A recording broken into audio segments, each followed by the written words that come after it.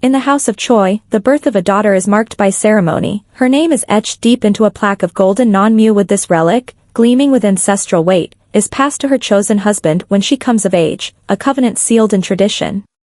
On my 20th year, my father laid 2 paths before me, Daniel, the boy I had known since childhood, or Jason, the notorious heir of the Chi family, a man confined to a wheelchair, to the whispers and pity of our world. To the gasps of those gathered, I pressed the golden plaque firmly against Jason's name. My father's face paled. Emily, he said, voice taut with disbelief, this choice will shape your entire life. You've always cared for Daniel. Tell me you won't live to rue this. My gaze drifted across the room, where Daniel, gentle, attentive, was feeding cake to my younger sister. Something sharp and cold settled in my throat. I won't regret it, I said, steady, the only one who will is him. Later, adrift in thought, I found myself on the deck of the cruise ship, the non-mu plaque still clutched in my hand like a forgotten promise. The sea air was salt and silence. Then his voice came, laced with scorn. Emily Choi, so desperate to marry that you parade around with that thing, hoping to shame me into it? I turned. There stood Daniel, one hand holding Lily's high heels, the other guiding her barefoot across the deck. The sight of them, so easy, so united, struck me with an acrid bitterness. Lily, sweet-faced and smiling, darted suddenly toward me. Before I could react, her fingers closed over the plaque and snatched it from my grasp. So this is the wooden plaque Dad made when we were born. It's actually kind of pretty. She curled her lips into a smirk, then casually reached over the railing and tossed the plaque into the sea. The non-mu plaque passed down for generations in our family must never be damaged or discarded. Clenching my teeth, I glared at her. Lily Choi, are you insane? Tears quickly welled up in her eyes as she turned to Daniel with a pitiful expression. Danny, I just slipped. I didn't mean to lose the plaque Emily gave you. Daniel pulled her into his arms and turned to me with fury in his eyes. Emily Choi, it's just a damn plaque. Is that really worth yelling at Lily over? I don't even know what you've turned into these days. Hearing his anger, bitterness welled up in my heart. Daniel and I were born in the same hospital and I'd been attached to him since we were kids. When we were young and I climbed trees, he'd always stand beneath me ready to catch me if I fell. In high school, when a classmate scratched up my arm and left it bleeding, Daniel stormed into the kitchen, grabbed a butcher knife and pressed it to the boy's neck, demanding an apology. We were childhood sweethearts tied together by time and care. I had always believed my marriage would naturally be to Daniel, not just me. Everyone in our circle thought the same, but everything changed a year ago when my younger sister, who had been missing for 17 years, was found just like a heroine from a novel. She effortlessly stole all of Daniel's affection. At first, I cherished Lily deeply. Every time I saw Daniel, I brought her along. Watching the two of them interact so harmoniously made me feel like I was surrounded by both love and family. But gradually, I started to get left out more and more. I only heard Lily bragging about how good Daniel was to her. In just 1 year, she had completely replaced me in his heart. What I saw too day confirmed what I had already feared. Daniel no longer had any place for me in his heart, so I decided to let them go and help them get what they wanted. I pulled out my phone and called the salvage team, giving them the coordinates, hoping they could retrieve the plaque. Daniel, standing nearby in disbelief, snapped at me, what kind of attitude is that? That plaque was for me anyway. Instead of wasting time fishing it out of the water, maybe think about what you're getting Lily for her coming of age.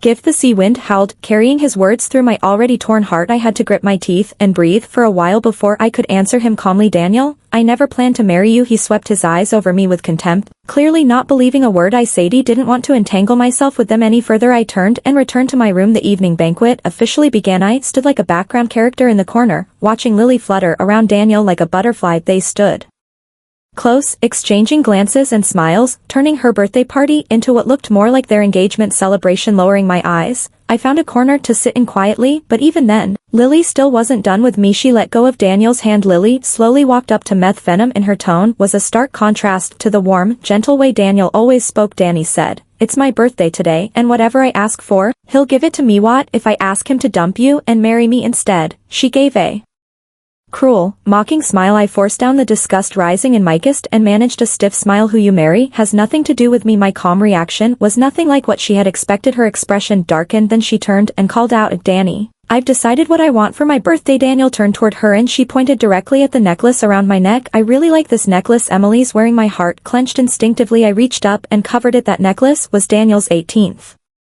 birthday gift to me. He had bought an entire diamond mine just to pick the stones himself. Every diamond on that necklace had been polished and set by his own hands. I hadn't taken it off since the day he gave it to me. Daniel's gaze landed on the necklace, and for a moment he seemed lost in thought. Lily tugged on his arm and whined sweetly. Danny, can you ask her to give it to me pretty please? He hesitated for a second, then turned to me. Emily, take off the necklace. It wasn't a request, it was a command. My eyes instantly burned. He knew how much that necklace meant to me, and still he asked me to give it away. Seeing that I didn't respond, Daniel's brow furrowed. It's just a necklace. Once the ship docks, I'll take you to buy a new. Oh, night's rare for Lily to actually like something, can't you? As her big sister, be a little more generous. This necklace, infused with over a decade of affection, once held so much meaning, but now that the love was gone, it suddenly seemed ordinary. I stared at Daniel for a long time, then, without a word, I reached up, unclasped the necklace, and handed it to Lily. Whatever flicker of emotion had appeared in Daniel's eyes disappeared. He reached out and gently patted my hair, something he hadn't done in a long time. I'll take you to get a new one tomorrow. I stepped back and gave him a half-hearted smile. Don't bother, I don't want anything from you. Turning away, I started to leave when a server approached, holding out a phone to me. Confused, I took the call. The moment I brought it to my ear, a low, calm voice came through. Miss Choi, do you have any requests regarding the engagement party? I froze for a second, then realized who it was. Nothing too specific, Justy. Don't think I can give you the family plaque anymore. Why not? I looked out over the dark sea and answered quietly. It fell into the ocean. Jason gave a soft laugh. That's all right, as long as you're not calling off the engagement. I won't. Just as the words left my mouth, Daniel's mocking voice cut in from behind me. You hear that, Jason? That dramatic vow you just made?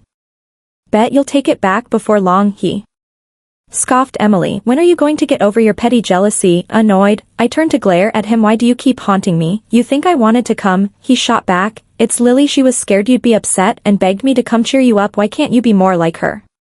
You're always bitter and jealous, not an ounce of grace like a proper heiress. He swirled the wine in his glass, then downed it in one gulp. His eyes dropped to the floor as he said flatly, stop standing there like a statue. The banquet starting. Go sit down with that. He grabbed my arm and pulled me toward my seat. I was wearing sky-high heels, and the moment I took a step, my ankle twisted hard. Sharp pain shot up my leg and I let out a scream as I collapsed to the ground. Daniel instinctively reached out and helped me up. Are you okay? Sweat bead on my forehead from the pain. Clenching my teeth, I whispered, get someone, I need some ointment or something. He paused for a moment, then turned and walked off, but he never came back. Eventually, a staff member noticed me and helped me back to the banquet hall. He limped to my seat looking completely disheveled. When I lifted my eyes, I saw Daniel holding Lily's hand, carefully smoothing out the train of her dress that had dragged on the floor. Lily, standing slightly elevated, looked down at me with a smug, triumphant gaze. I turned my eyes away and gave a bitter self-deprecating laugh. Even though I had long since given up on Daniel, I never imagined he could be so heartless, completely ignoring the fact that I was still injured and waiting just to fix Lily's dress. At that moment, I wasn't just a stranger to him, I was less than that. The birthday banquet proceeded as planned. Lily stood on stage like a princess giving her speech. She thanked our parents, thanked Daniel, and finally, under everyone's watchful eyes, rose on tiptoe and kissed Daniel on the cheek. Daniel froze. Lily shot me a triumphant smile. I kept a blank expression as I clapped along with the others. When it was our parents' turn to speak, Daniel had already returned to sit beside me. If you're angry, take it out on me, he said quietly. Don't make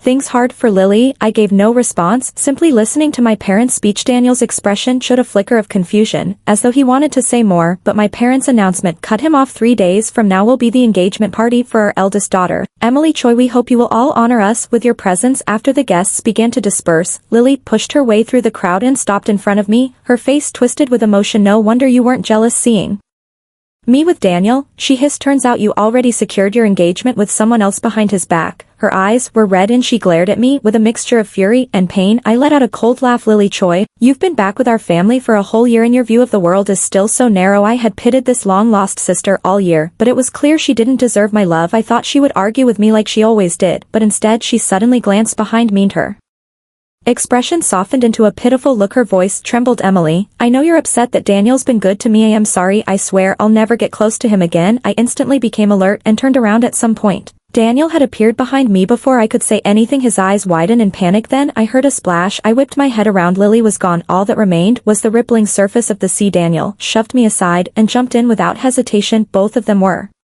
eventually pulled from the water. A doctor traveling with us took the unconscious Lily away. Daniel turned to face me, eyes dark with blame. Lily spent over 10 years lost in the outside world. Are you really satisfied? Only if she ends up dead. He stepped closer and closer. I backed away, but there was nowhere left to go. She jumped on her own, I said. Daniel reached out, grabbed my neck and shoved half my body over the railing. If you had been a good sister, Lily never would have jumped tonight. You'll kneel at her bedside and repent. If not, I'll make sure news of our broken engagement spreads across the entire country by morning. Dangling halfway over the edge of the deck, I couldn't stop the tears from falling. My whole body trembled with fear and despair weighed down on me like a tidal wave suddenly. All the lights on the cruise ship flared on a powerful force pulled Daniel away from me and I was swept into someone's embrace. The man everyone spoke of in whispers, the crippled fiancé, now stood tall and commanding before me. Framed in light with sharp features and undeniable presence. Who the hell do you think you are? Jason growled, telling my fiancé kneel and apologize to someone else. Daniel's fury froze on his face. He turned to Jason, squinting in disbelief. Who are you? How did you even get on this ship? He reached out to grab my wrist. And this is my fiancé. Jason's eyes landed on Daniel's hand, gripping my wrist with a soft snort. He reached out and calmly pried Daniel's fingers off me. You say you're her fiancé? Jason said coldly. Then tell me, do you have the Troy family's engagement plaque? Daniel's expression darkened immediately. Jason raised an eyebrow. Of course not. You threw it into the sea. Then he turned to me, his voice gentle. Did you really give it to him? I shook my head. He's lying. Jason looked into my eyes. The one who holds the plaque is your rightful fiancé. I assent. That how it works? I nodded instinctively, then hesitated and added softly, it's an old family tradition in today's world. Marriage is about free will. Whether or not there's a family plaque doesn't really make a difference, and mine had already fallen into the sea. It was supposed to be lost forever. Jason gently brushed his fingers over the red marks on my neck. Left from being grabbed. His touch was light, but his eyes were filled with concern. Does it hurt? I gave him a faint smile. It doesn't. Daniel saw our interaction and looked like he was about to explode. Emily Choi, do you even remember that I'm your fiancé? How dare you let another man hold you like that? The sound of his voice made my stomach turn. I frowned, clearly annoyed. Do you not understand English? Daniel, I already told you you're not my fiancé. Daniel sneered, tugging at the corner of his lips. You gave me the family plaque. Our engagement party is in 3 days. What?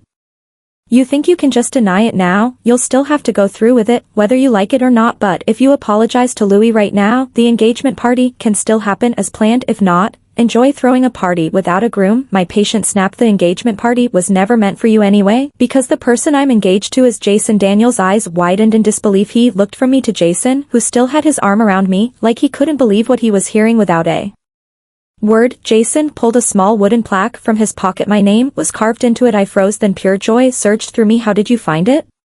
I asked. The plaque wasn't even the length of a palm. Dropped into the sea. It was like a grain of rice. I had already hired a salvage team who searched for 5 hours. Without any luck, I'd given up completely. I never expected that after all that it would somehow end up in Jason's hands. Jason met my eyes. His gaze warm. You said it fell into the sea. I thought I'd give it a try. Turns out I found it pretty quickly. I couldn't wait to bring it to you, so I boarded the ship right away. I stood stunned for a moment.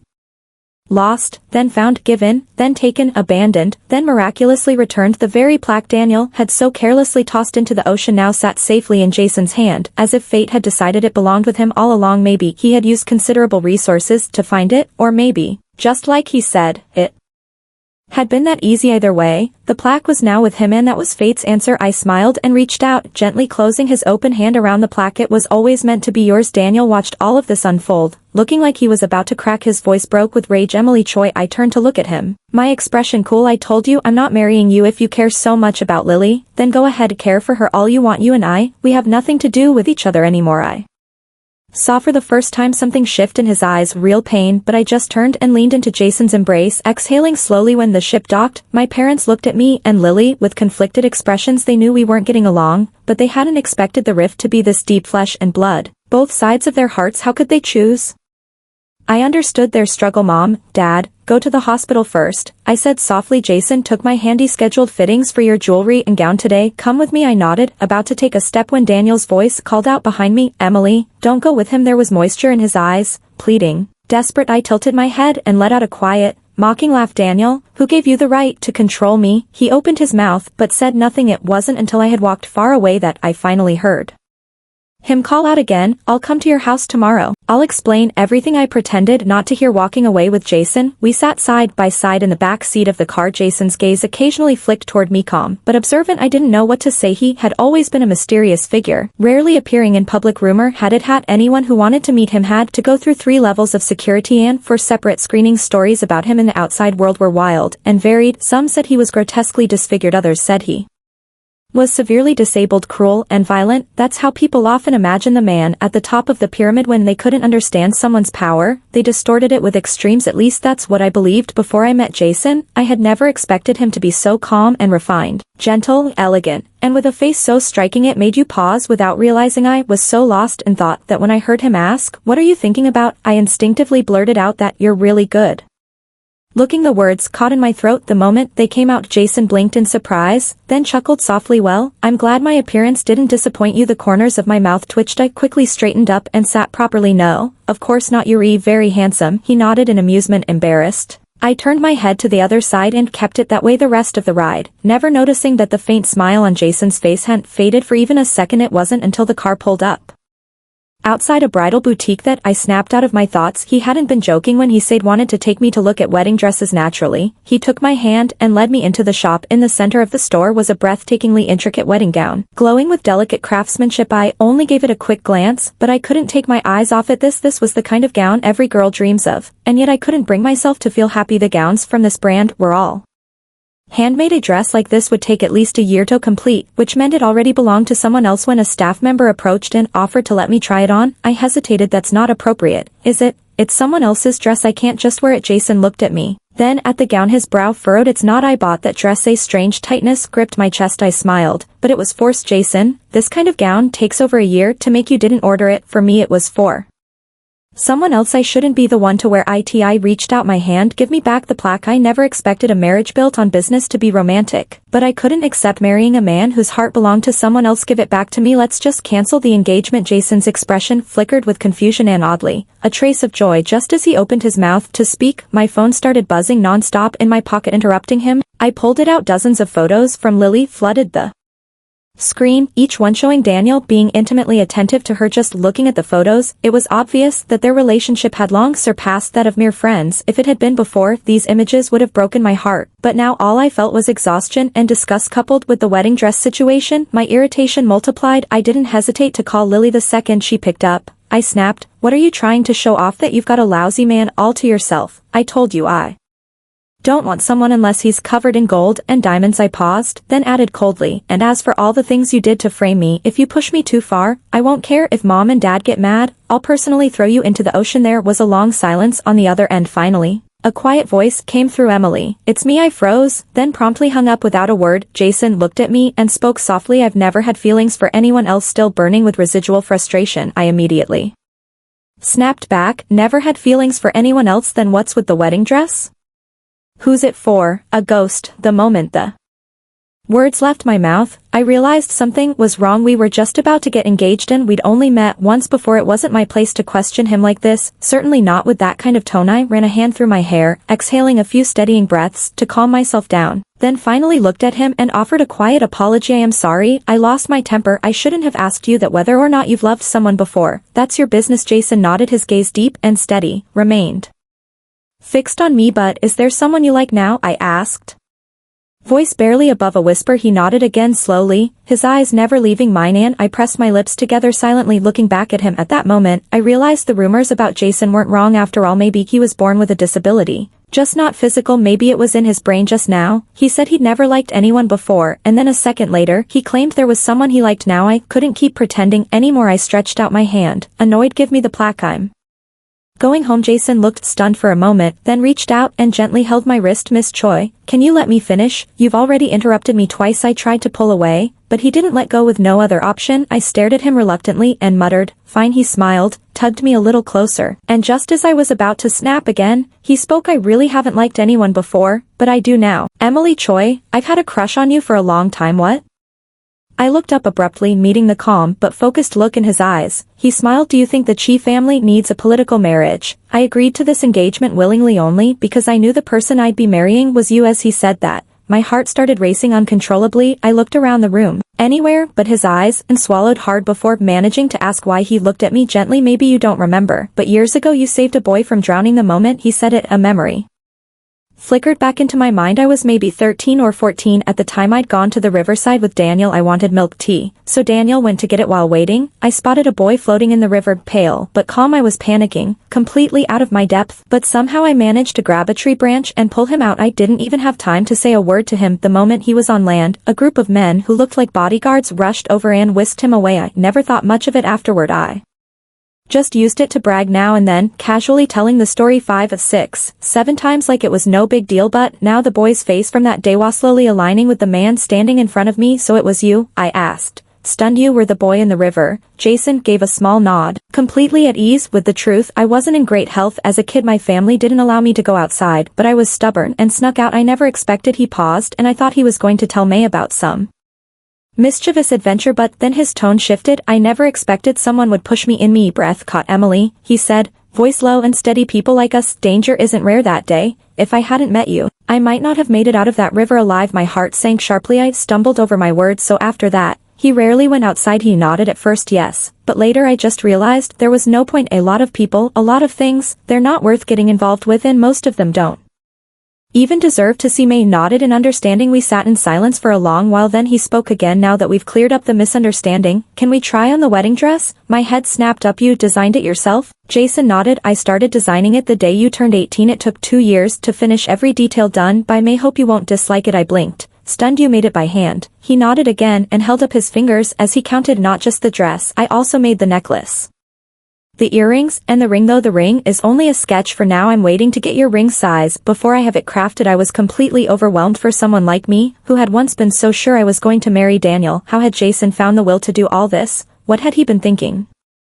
And so I asked him. His eyes dimmed slightly. I don't know, I just really wanted to. I'm glad I did, though otherwise he'd have nothing right now. My eyes burned with sudden heat. I reached up and gently touched his cheek. I'm glad, too, otherwise we'd be having a wedding with nothing to wear. Jason let out a soft chuckle. No chance. Even if I hadn't made all this, I would have searched the entire world to find you the best. I was completely overwhelmed with emotion. Jason smiled and said, go try on the dress. If it doesn't fit, there's still time to alter it. While I was in the fitting room trying on the gown, chaos had already broken out at the hospital. Daniel was holding Lily's phone, flipping through the photos she had sent me. His face was twisted and furious. He gritted his teeth and demanded, why did you send these to Emily? Lily, sitting on the hospital bed, had tears falling one after another. She clutched the blanket tightly, looking as pitiful as ever. I was just standing up for you, Danny. You've loved her for so long. Why should she be the one to give family plaque to someone else? If she can use someone else to hurt you, then why can't you use me to make her jealous? Daniel's chest heaved in anger, and he finally couldn't hold it in anymore. What the hell are you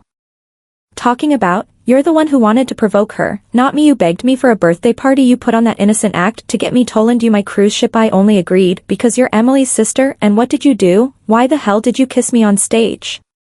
He had never yelled at Lily like this before. She was stunned, frozen in place, but Daniel's fury didn't subside just because she was scared. His eyes fell on the diamond necklace around her neck, glinting sharply under the light. It stung his eyes. He had made that necklace for me with his own hands. What had possessed him to hand it over to Lily so impulsively? Now Daniel was spinning in circles, desperately trying to think of how to win me back. Lily watched him, her eyes burning with jealousy. Danny, Emily already gave her plaque to someone else, but I haven't. Why don't you marry me instead? The moment she brought up the plaque, Daniel clenched his jaw. You've got some nerve saying that. If you hadn't thrown Emily's plaque into the sea, it never would have ended up with Jason. Lily fell completely silent, lips pressed into a pout. She didn't say another word, just stared at Daniel with teary, wounded eyes. But he didn't even look back. He turned around and walked out of the hospital room. The next 3 days, Jason and I stayed busy preparing for our engagement ceremony. My parents and grandfather were involved, too, all bustling around with tasks. As for Daniel and Lily, they seemed to have disappeared completely. Neither of them showed up to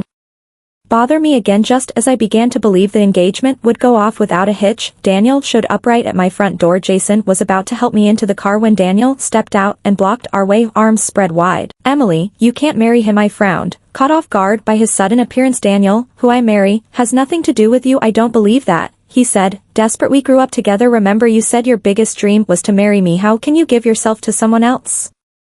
I know you're still angry that I treated Lily well this past year, but I only did it because of you. You told me she was your only sister. You told me she'd suffered for years. You said I should be good to her. If it weren't for that, I never would have looked at her twice. He said it like it was righteous, like it justified everything. I let out a sharp, bitter laugh. So just because I said that, you decided to take back all your love for me and give it to her? Even after I chose to walk away, you still managed to twist everything and blame me. I stared him down coldly. Daniel, I never realized how shameless you could be. His face flushed, then paled. I just love you so much. Emily, please give me a chance to fix things. I gave him a mocking smile. You don't love me. You love yourself. You love the thrill of newness. Don't stand here and tell me you love me. It makes me sick. I turned sharply. Get out of my way. I am going to my engagement. Jason, standing beside me, gently pulled me into his arms. Then right in front of Daniel's blazing eyes, he kissed me. If you want to come to our engagement ceremony, Jason said calmly, you're welcome, but if you're here to cause trouble, don't blame me for what happens next. After Jason said that, we got in the car and drove off without looking back. Jason, ever gracious, had even arranged for Daniel to sit in the front row of our engagement ceremony. I gave him a look of disbelief. Why would you do that? Provoking him? What good does that do for you? Jason leaned against me like he had no bones in his body, a mischievous smile tugging at his lips. If he hadn't self-destructed first, I wouldn't have gotten the chance to put him front and center. Makes it easier for me to thank him properly. I really couldn't understand his twisted sense of humor, but thinking about how he did in his feelings for so many years, I let it go. I shifted a bit toward him and asked, but what if he tries to cause a scene? Jason's expression instantly turned serious. I won't give him that chance. I believe he'll be able to hold it together, so I let it be. We'd guarded against Daniel, but we hadn't accounted for Lily. Just as our engagement reached its peak and Jason and I were about to exchange rings, Lily stumbled in, still wearing a hospital gown. She collapsed to her knees with a dramatic thud and cried out in a piercing, "Sister, you already have everything. Can't you just stop fighting me for Daniel?" Her voice cracked. I was lost for 17 years since I came home. I've never fought you for anything. All I want is Daniel. Please let me have him. Problem after problem. No matter how patient I was starting to boil over. Lily, I said, my voice cold, I've never made things hard for you because you're my sister. It's you who's been constantly provoking me, even going so far as to fake a suicide attempt to frame me. I've long since stopped caring about Daniel. Whether or not you marry him has nothing to do with me now. Get out of my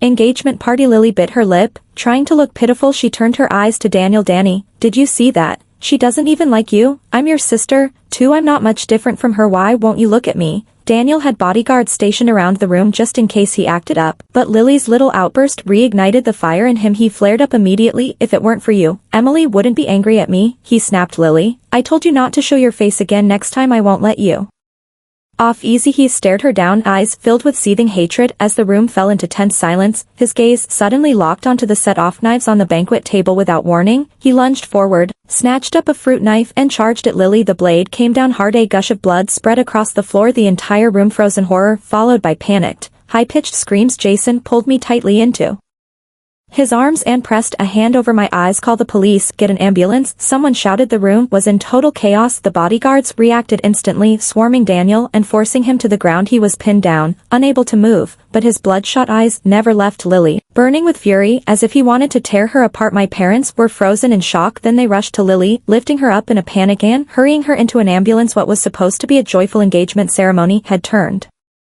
into total devastation. Still shaking, I clung to Jason's shirt. I am sorry even our engagement got ruined like this. Jason's hand trembled slightly as he lowered his head to press his forehead against mine. Don't apologize. I am just thankful that knife didn't land on you. I shook my head and leaned into his embrace. After the chaos calmed down, we rushed to the hospital. No matter what had happened, Lily was still my sister. Family couldn't just ignore each other. But when we arrived, all we saw were my parents staring blankly at a sheet of paper, looking lost. What's wrong? I asked, heart tightening. Is she not doing well? My dad looked at me then shook his head. She's not in any danger, but her blood type is O. I straightened. O type. I am type A. My dad is a B. My mom is also type A. There's absolutely no way we could have had a child with type O blood, which meant Lily wasn't my sister. But hadn't we done a DNA test when we brought her home? It was done at a private clinic, supposedly impossible to get wrong. Jason gently squeezed my hand and said quietly, if the test result wasn't wrong, then the sample must have been. Maybe he knew where the real Lily was. My knees buckled and I staggered back. Jason caught me just in time, about to say something when the door to the hospital room opened. She's awake, the nurse said. Family can come. I didn't wait. I shoved the door open and stormed inside, standing over her bed with fire in my voice. Where's my sister? How dare you live under her name without a shred of guilt? Lily, or rather the girl who'd been posing as her, kept her head down, tears falling like rain. So you found out? She whispered. There was no fight left in her. She finally told the truth. During the years my real sister was missing, our family had never stopped searching. Our faces often appeared on TV's part of national coverage. This girl, Lishiu, looked strikingly similar to me, at least 80% alike. She had once been close friends with my real sister. When she saw the missing person reports, temptation took over. It hadn't been hard for her to get a sample of my sister's hair or blood, and with that, she easily faked her way into our family, all while the real Lily had been enlisted in the military from a young age, isolated from the outside world, completely unaware of what had happened. I stared at Lishiu, fury bubbling to the surface. You're disgusting. You stole my sister's identity. You tried to steal the man I loved. Is your need for affection that bottomless? don't ever let me see you again. Next time I won't be this nice. She didn't speak, not even an apology. I looked at her for a long time until the last bit of disappointment hardened into silence. Then I gave a cold laugh, turned around and took my parents with me. We went straight to the military base where my real sister was stationed and told her everything that had happened over the past year. Looking into her face so much like mine, I couldn't hold it in any more. Tears streamed down my cheeks. I know you've suffered a lot, but we never stopped looking for you. You're not alone anymore. You have a home now. Her eyes reddened, and she nodded through her tears. Jason stood beside me, holding my hand. He gave my shoulder a gentle pat. Don't cry anymore. Finding your sister is a good thing. Once she's discharged from the military, let her come stay with us often. I nodded, then turned back again and again. As we finally left the base a few days later, Jason and I held a new engagement ceremony. This time, everything went smoothly. No drama, no disasters. After the ceremony, we registered our marriage. Later, someone from Daniel's family came to our door, and only then did we find out Daniel had turned himself into the police. On the night of our engagement party, the Pei family, furious over the public fallout, had taken out all their anger on Li Xiuxi, had since slinked out of the city, disappearing without a trace. This time, the Pei family came to apologize to me and Jason. They hoped what had happened wouldn't damage the relationship between our families. I gave them a small wave of my hand. It's all right. I've let go of everything from the past. None of that will change the relationship between our families. Relieved they finally left. Once they were gone, Jason turned to me, still fuming. Why are you always so generous? I smiled helplessly, wrapped my arms around his waist and teased, because I already have you. You gave me the happiness I was looking for. Why would I waste time dwelling on things that only brought me pain? He pouted a little, but his arms instinctively pulled me close. Bookmark. I knew him well. He always said one thing, but meant another. The end.